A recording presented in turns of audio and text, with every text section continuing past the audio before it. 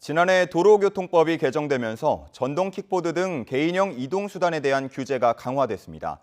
하지만 여전히 기본 안전수칙을 지키지 않으면서 사고 우려를 낳고 있습니다.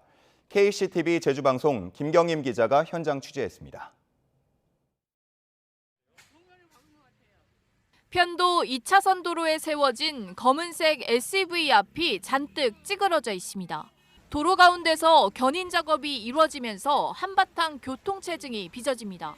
한쪽에는 전동 킥보드가 부서진 채 널브러져 있습니다. 지난달 제주시 연동에서 발생한 교통사고 현장입니다. 고등학생 2명이 전동 킥보드 하나를 함께 타고 가다 자동차와 부딪힌 겁니다. 이 사고로 2명이 다쳤고 차량 4대가 잇따라 부딪혔습니다. 최근 가까운 거리를 쉽게 오갈 수 있어 전동 킥보드 이용자들이 늘어나고 있습니다. 관련 사고가 끊이지 않으면서 지난해 5월 개인형 이동수단에 대한 규제가 강화됐습니다. 안전모 미착용은 2만 원, 신호를 위반하거나 인도를 주행하면 3만 원, 2명 이상이 함께 타면 범칙금 4만 원이 부과됩니다.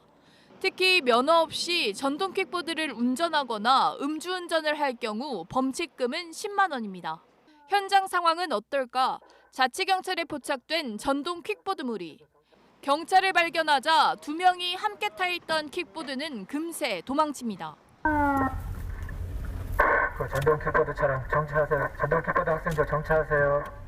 안전모를 쓰지 않은 운전자에게 범칙금이 부과됩니다. 하굣길에 아이를 킥보드에 태우고 가던 아버지가 적발되기도 합니다. 안전모를 착용하지 않아 적발된 고등학생, 심지어 면허도 없습니다.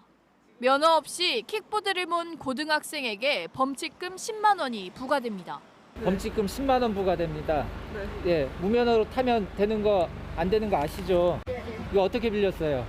그냥 인증 안 해가지고. 법이 강화됐지만 여전히 제대로 지켜지지 않고 있는 겁니다.